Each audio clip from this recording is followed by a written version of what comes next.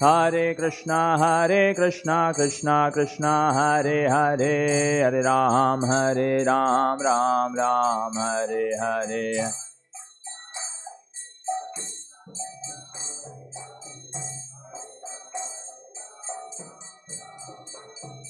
Jaya Krishna Balaram, Jaya Krishna Balaram, Krishna Balaram, Jaya Krishna Balaram.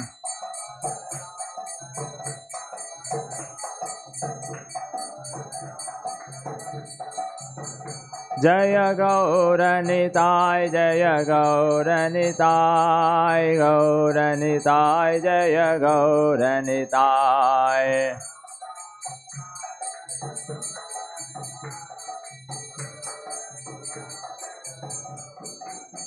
Jaya Prahlad Narsimha, Jaya Prahlad Narsimha, Prahlad Narsimha, Jaya Prahlad Narsimha.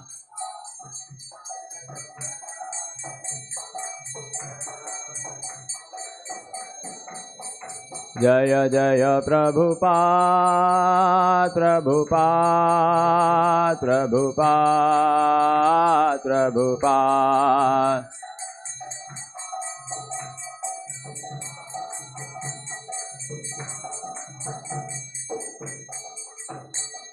Jaya Vishnupad Paramahamsa Parivrajikacharya Ashtottara Shatashi Srimad Divine Grace Sri Bhaktivedanta Swami Srila Prabhupada Ki ISKCON Samstapakacharya Jagat Guru Savior of the whole world Srila Prabhupada Ki Nitai Gaura Premanande.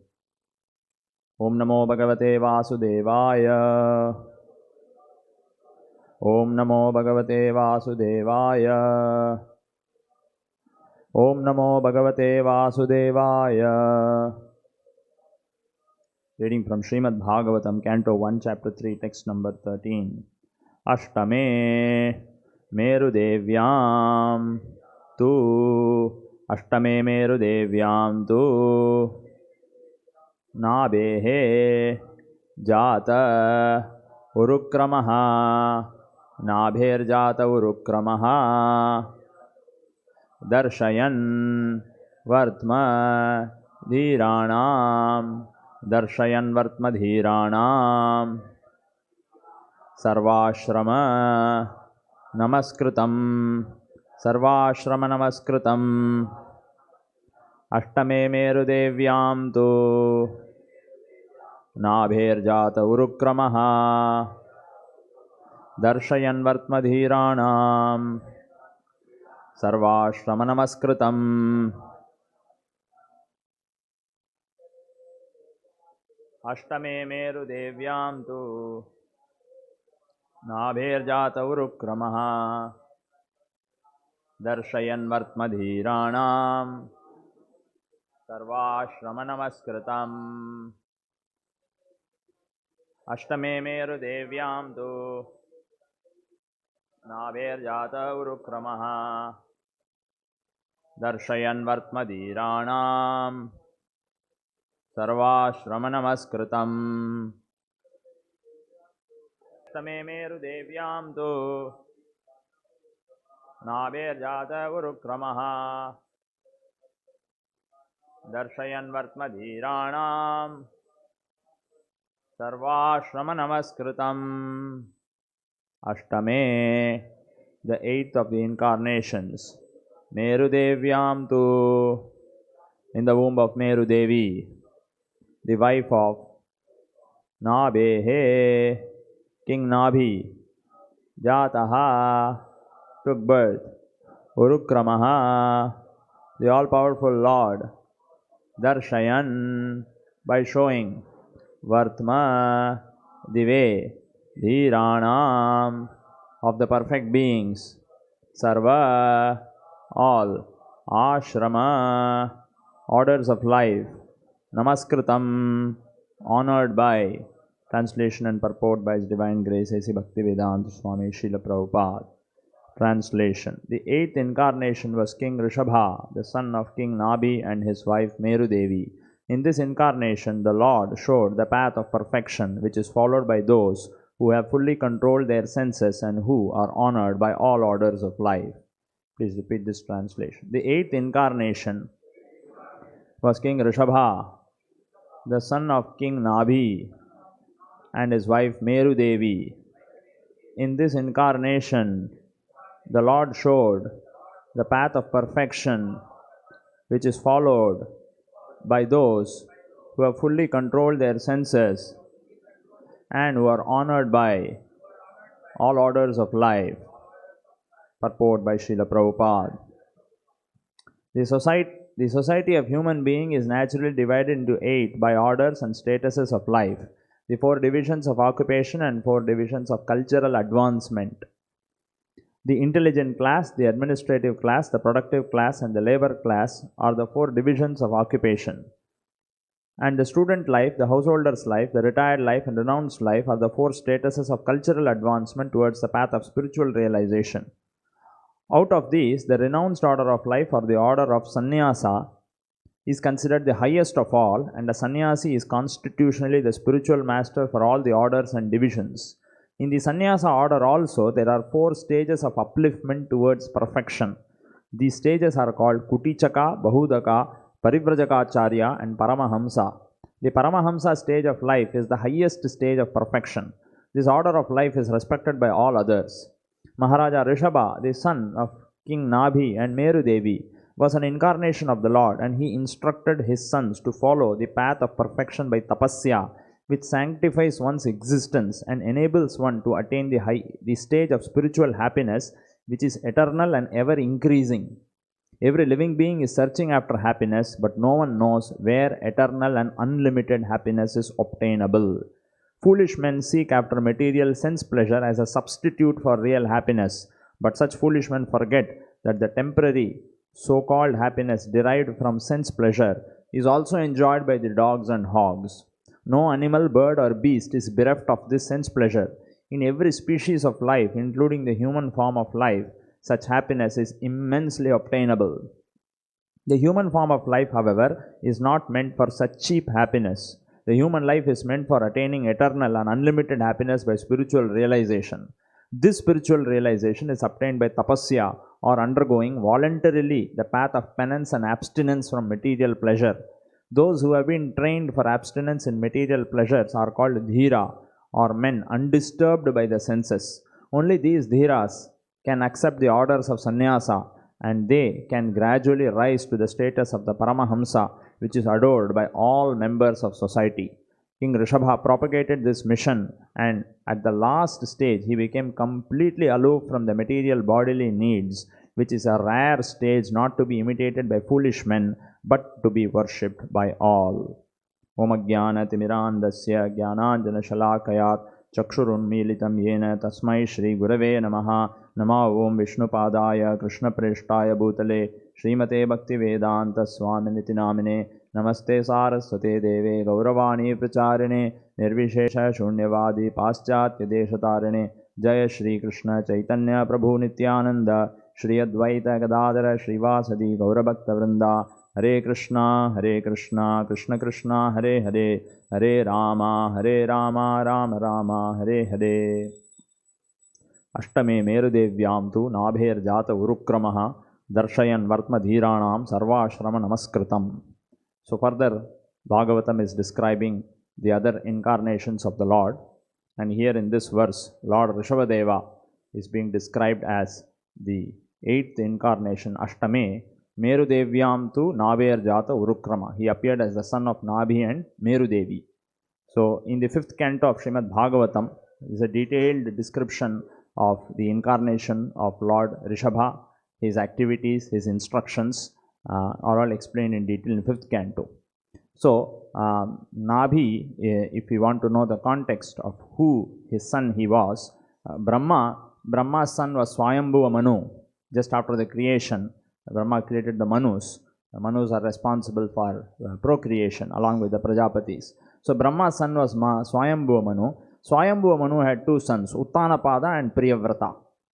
And Priyavrata had many sons, and one of them was Agnidhara. And Agnidhara also had many sons, and one of them was Nabhi, King Nabhi. And Nabhi's wife was Meru Devi, and Rishabhadeva was born to Nabhi and Meru Devi. So Bhagavatam describes in the 5th canto that this happened in a very, very bygone era, which Satya Yuga or which Treta Yuga we do not know. But we can guess that it could be Treta Yuga because they performed a fire sacrifice. Tretayam yajato makhaihi. Nabhi, his wife, and all the Brahmanas at that time, they performed the fire sacrifice. Tretayam yajato makhaihi. And being pleased with that sacrifice was performed so wonderfully that the Supreme Lord Vishnu appeared in person. So this is the effect of performing yajna in the previous yugas as per the description given in the Vedic literature. So if it is properly performed, and actually if the Brahmanas are able to satisfy the Supreme Lord, then the Supreme Lord appears in person in Satchidananda Vigraha. Prabhupada says in one place that in the material world nobody can see the Supreme Lord in his Satchidananda form. He can be seen only in the Archa form. The Satchidananda form is always only in the spiritual world. But there is an exception. Whenever the Lord incarnates or when such a sacrifice is performed, the Lord agrees to descend on his own. So the Brahmanas performed the sacrifice so perfectly, and they were able to satisfy the Supreme Lord, that the four-handed form of the Lord, he appeared in front of Nabhi and Meru Devi. And he wanted to know, what benediction did King Nabhi want? Why have you satisfied me in this way? What is your purpose? So Nabhi replied that we want a son like you. So the Lord replied, there is no one like me. So there is no other option but for me to appear as your son. So in this way, Rishabhadeva appeared as the son of Nabhi and Meru Devi. So he is also mentioned as Avatara. So Avatara, as we have discussed in the previous verses, every Avatara has got a specific function. Without having a specific function, no Avatara appears in this material world. For example, Buddha, Prabhupada says, he appeared specifically for preaching non-violence. Keshavadrita Buddha Sharira. Before that, Nindasi Yajna Vider Ahaha Shruti Jatam Sadahaya Hridaya Darshita Pashughatam. The Lord took compassion about the people killing animals in an indiscriminate way. So, having compassion upon the animals, the Lord appeared as Buddha.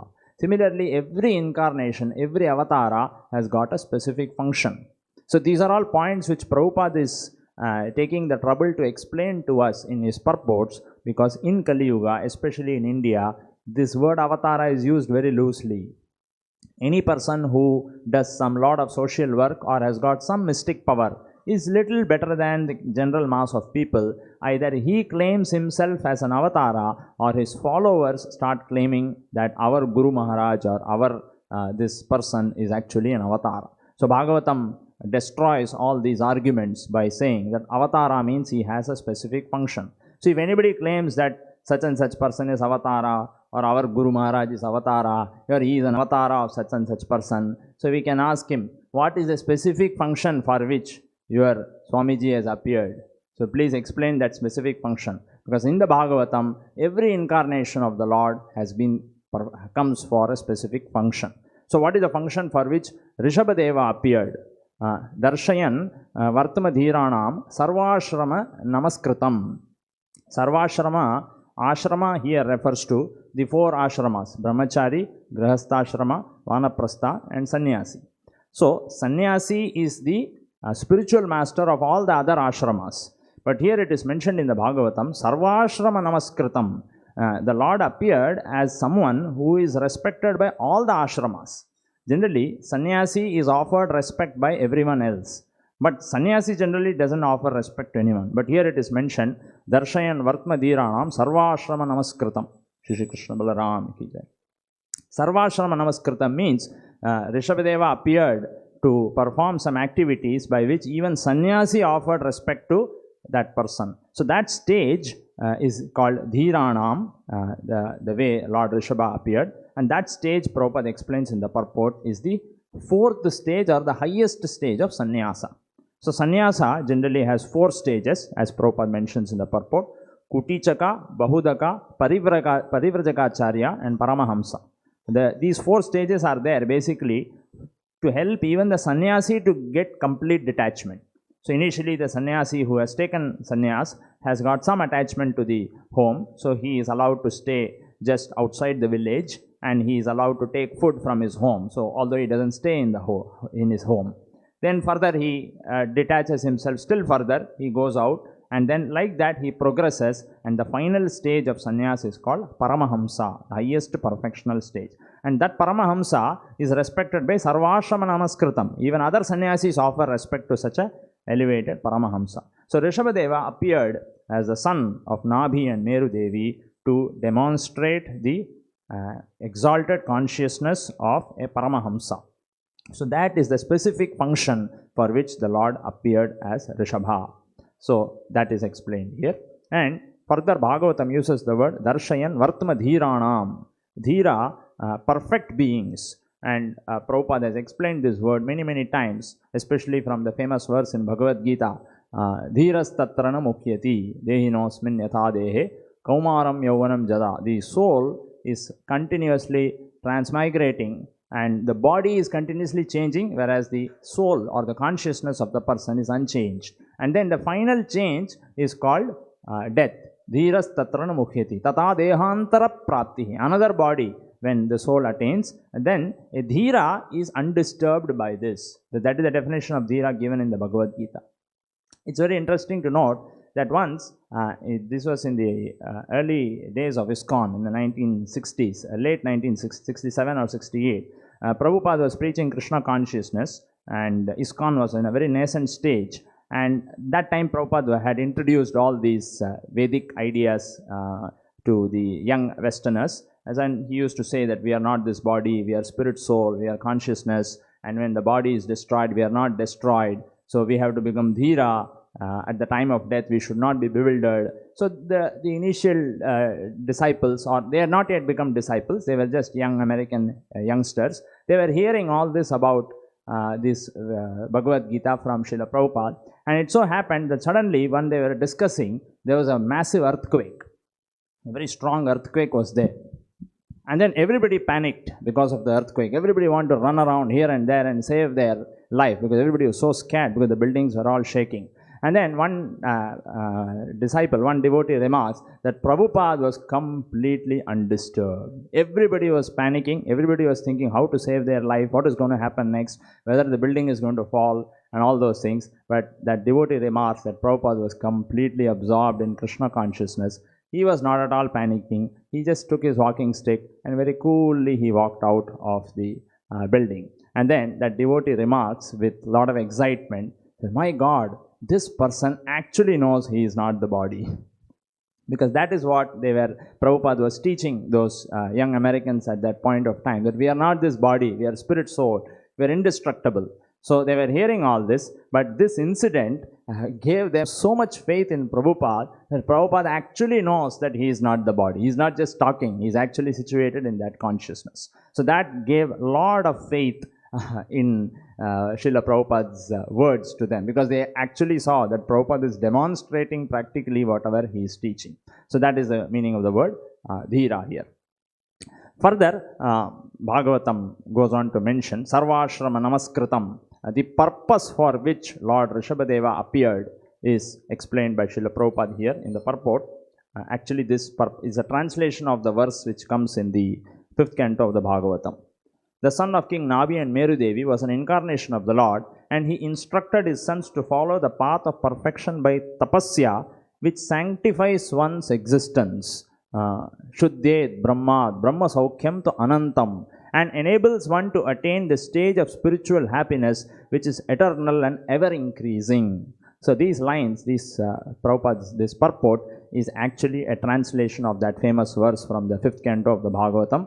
Nayam deho deha bhajam raloke kashtan kaman arhate vidbhujam ye tapo divyam yenaka putra satyam shuddhet brahmat brahma saukhyam to anantam. So Prabhupada is actually translating that. In fact, one ISKCON devotee remarked that every single line that has come out of Srila Prabhupada's mouth is a translation of some verse either from Bhagavad-gita or from Bhagavatam or from some Vedic literature. So this is the standard of Srila Prabhupada. He never spoke anything which is not backed by Shastra. So we can actually see that. Any purport, any line, anywhere, Bhagavad-gita, Bhagavatam, Chaitanya Charitamrita, even in the conversations, anything that Prabhupada says, we can trace it back to some verse of Bhagavad-gita or Bhagavatam or Upanishads or some Vedic literature. So as these few lines which Prabhupada explains here, sanctifies one's existence and enables one to attain the stage of spiritual happiness, which is eternal and ever increasing, Brahma Saukyam to Anantam. So these are actually the words of Rishabhdeva in the 5th canto, where he says, Kashtan Kaman Arahate Vidbhujam Ye. This human form of life is meant for performing Tapo Divyam, divine tapasya. Divine tapasya means austerity which is taken for spiritual advancement, Tapo Divyam, as opposed to the entire modern civilization is engaged in very serious tapasya, but it is not Tapo Divyam. Especially our country, India, now is going through a stage where we want to become the number one economic power in the world. The information that is going around is that for many, many years we have been slaves of foreign powers for almost 250 years, and because of that we could not make sufficient economic development. So now as a nation, after 75 years, we are regaining our identity, and this is the time when we should all work very hard and make a lot of economic advancement, and maybe by next 25 years we should become the number one economic power in the whole world. And if we are able to do that, everybody will be very, very happy. So this is the carrot, or this is the fruit, this is the dream that is shown by all the political leaders. But back in 1966 itself, Prabhupada remarked that already Europe and America, they have achieved such high levels of economic development, but that alone has not given real satisfaction and happiness to the people. So therefore, Bhagavatam recommends, as Prabhupada explains, is ever-increasing happiness, Shuddhet Brahmat, Brahma Saukyam to Anantam. So as opposed to undertaking tapasya only for the purpose of economic development, Srila Prabhupada recommends that one should take Divya Tapasya, Tapo Divyam, undergo austerity for advancement in Krishna consciousness. So this is the idea put forward by Srila Prabhupada, and this whole ISKCON institution Prabhupada established so that people could get inspired to take up Tapo Divyam, austerity for something spiritual. Otherwise, austerity for improving one's economic development, everybody is undertaking in this world. But that is not giving people real happiness and satisfaction, which we are seeing.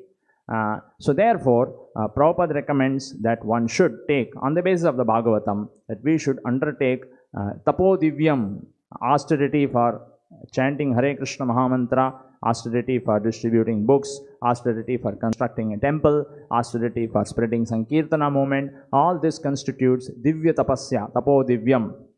And if we are able to do that, Divya Tapasya, Tapo Divyam, then Brahma Saukyam to Anantam, unlimited and everlasting spiritual happiness is awaiting us. So Prabhupada preached this, and he demonstrated this to a section of young Americans back in the 1960s who were frustrated despite all the economic advancement, and he practically transformed their lives. So all those youngsters who came in touch with Srila Prabhupada, they accepted Prabhupada as their spiritual master, they accepted Prabhupada's instruction, and they agreed to take up Divya Tapasya, Tapo Divyam.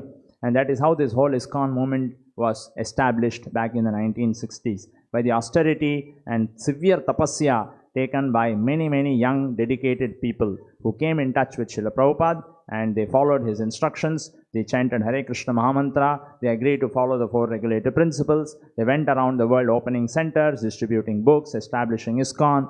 They also became happy, and others also became happy. So this is a practical demonstration.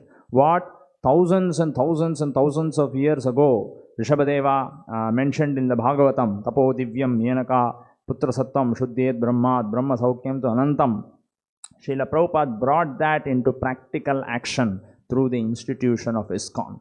This is the greatness of Srila Prabhupada. What the Vedic literature states, he brought it actually into the lives of people through this Sankirtana movement. So austerity for practicing Sankirtana and spreading Sankirtana practically constitutes Tapo Divyam in today's modern society, because we cannot perform the kind of tapasya which Rishabhdeva performed, but we can definitely undertake tapasya to chant Hare Krishna Mahamantra and distribute this Sankirtana to others. So that is the tapasya Srila Prabhupada has prescribed for us. And if we take up this tapasya, austerity for Sankirtana, practice and preach Sankirtana movement, we shall also experience Brahma Saukyam to Anantam, eternal spiritual happiness, which is ever increasing. This ever increasing happiness appears in the Shikshashtakam also. Chaitanya Mahaprabhu says, Anandam Buddhi Vardhanam. Ever increasing ocean of happiness is available in this Sankirtana movement. So if we take these words of Srila Prabhupada very seriously and practice Sankirtana and propagate Sankirtana to others, then ever increasing happiness is awaiting us. This is the verdict of the Bhagavatam. Now, when we propagate or we put forward such ideas from the Srimad-Bhagavatam to the people, sometimes people have a doubt. The doubt that people generally get is that if I become very serious in spiritual life, if I decide to take up all this very seriously, then what will happen to my career? What will happen to my success? Or what will happen to all those things which I could have achieved? So that fear is there, because sometimes people put forward this argument that you are promising ever increasing happiness, but I have just begun chanting 1 or 2 malas of Hare Krishna mantra. I don't feel ever increasing happiness. So it's all sometimes confusing for the people. So if we take the fear that is there in the lingering in the minds of people sometimes is that if I take up all this very seriously, then I may lose out on things which I could have achieved in life. So that fear many times people, it holds them back from giving their heart and soul to the Krishna consciousness movement. So for that, Srimad-Bhagavatam comes to our rescue. Bhagavatam gives us the confidence. Bhagavatam says in the first canto, Tasyaiva heto prayateta kovido nalabhyate yad brahmatam upari yadaha tallabhyate dukkavad anyata sukham kalena sarvatra gabhira ramhasa.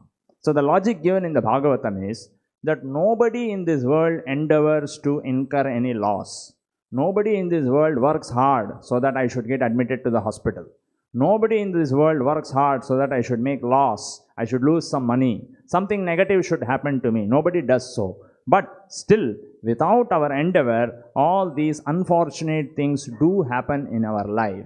So Bhagavatam says, just as tallabhyate dukkhavad, just like dukkha comes without your endeavor, similarly, anyata sukham, and here anyata is translated as a result of previous work.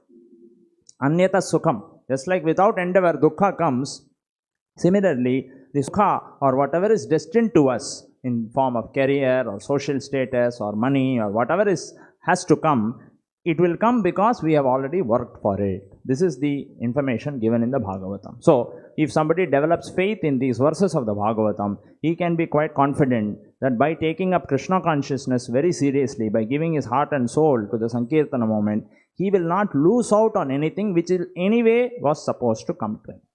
For that, one has to first understand that we are not this body, we have had a previous life and we will have a future life. That is very fundamental.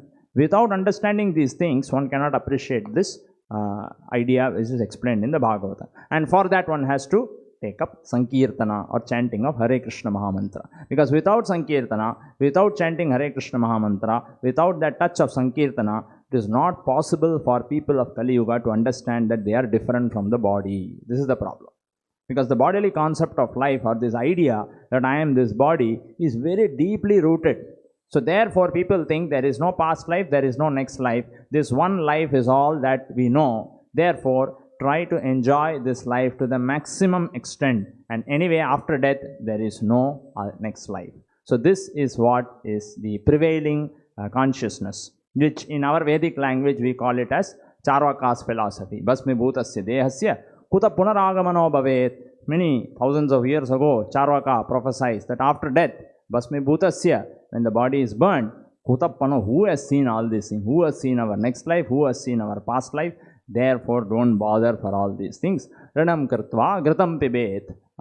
Beg, borrow or steal and then have a nice, enjoyable life, which in the Western world it is called as hedonism.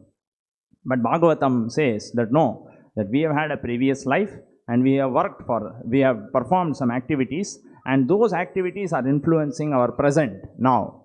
And therefore, no one need to worry that if he takes up spiritual life very seriously, what will happen to his present situation. He may lose out on his career, or he may lose out on some money which he is supposed to get, or he may not achieve the kind of success which he would have otherwise got if he does not take up Krishna consciousness seriously. So that doubt is there. So Bhagavatam is giving us the logic that no, that because we do experience suffering without our endeavor. Similarly, now when we say without our endeavor, that means without our present endeavor. That is how one should understand. Without our present endeavor, many times people ask this suffering, I have been a very good man, I have been very nice to everybody, I have always helped everybody all my life. So why I am undergoing all this suffering? Why God is punishing me in such a way? This is the standard question which many people have. Good people, God-fearing people. So that is because again in Kali Yuga, people are so much absorbed in the bodily concept of life that it is impossible for people to conceive that they have had a past life and they will have a future life. This is the ignorance in Kali Yuga. That is why in the very beginning of the Bhagavad-gita, Krishna starts by saying to Arjuna that you are not this body. Dehi nosmin yatha dehe. That is how Krishna begins, because Arjuna was also arguing from that bodily concept of life. So this bodily concept of life, which is actually a very big problem for everyone. Because of that, unnecessarily people are taking anxiety. Anyway, what is supposed to come in one's life, but material success, wealth, fame and all those things, anyway it will come, because that is the way nature's law works. We have performed some activities in the previous life. Those previous activities give us our present success, and in present what we do, we enjoy in the future life. So there is past, there is present and there is future. But for a person to become conscious of all these things, for a person to realize that he is different from the body, and in the previous life he was situated in a different body, and his activities in those life are influencing now, for that there has to be the touch of Sankirtana. Person has to chant Hare Krishna Mahamantra, he should come in the association of devotees, he should perform some devotional service. That gives the initial realization to the person. He may not be fully out of the bodily concept of life, but he may at least start beginning to appreciate that yes, I had a previous life, I will have a future life, and this life is a result of past life. This is the beginning of a person's spiritual life. And if one is convinced of this, then further he can get a lot of faith, develop his faith from the Bhagavatam, which says that just as without our present endeavor we are suffering, similarly we have already worked for all our material happiness. So there is no need to worry that if I take up spiritual life very seriously, if I endeavor and try for unlimited happiness, I may lose out on my career prospects. That fear we need not have, because Bhagavatam, these are the words of Narad Muni in the Bhagavatam. So Bhagavatam is assuring us that whatever is due to us in life, materially, that will definitely come to us. Therefore, without any anxiety, without any fear, we can follow the instructions of Rishabhadeva and endeavor for the Brahma Saukhyam to Anantam. So nobody is a loser in spiritual life. We will not lose out on anything. So this is the confidence Srimad-Bhagavatam is giving, and if you are able to place our faith in the verses of the Bhagavatam, then as Prabhupada explains, we can attain to the stage of spiritual happiness which is eternal and ever increasing. So this is the purport of this verse. Last one point we shall discuss and close this. Among the many activities that Lord Rishabhadeva performed, one activity which is most wonderful and which can never ever be imitated by anyone, Bhagavatam mentions that Rishabhadeva, at the end of his life, he became an avadhuta. Avadhuta means completely disregarding all social rules and regulations. Did not care for any social rules and regulations. He was fully absorbed in the Supreme Lord. Like social etiquette is that a person has to take bath every day. If he evacuates himself, he has to clean himself. These are all social etiquettes. But Rishabhadeva, being fully out of the bodily concept of life, fully absorbed in the transcendence, he did not follow any of these social etiquettes. So, it is mentioned in the Bhagavatam that Rishabhadeva passed stool, he excreted, and he smeared his body with that his own excreta. And Bhagavatam further mentions that such was the fragrance of the excreta of the Supreme Lord that in all directions his fragrance was going on. And Prabhupada, in one lecture, he challenges, anybody claims that he is God, can he do what Rishabhadeva has done? Can anybody come forward and say that I shall pass my stool and I shall smear all over my body and that will give a wonderful fragrance for kilometers for together? Proper challenge. He says nobody can do that. This sort of activity can be performed only the Supreme Personality of Godhead. Nobody else can perform. So this is proof that Rishabhadeva was no ordinary person. He is directly the Supreme Personality of Godhead, Krishna. So with these few words, we shall close today's class. Grantaraj Srimad-Bhagavatam ki, Jagat Guru Srila Prabhupada ki, Nitai Gaur Premanand.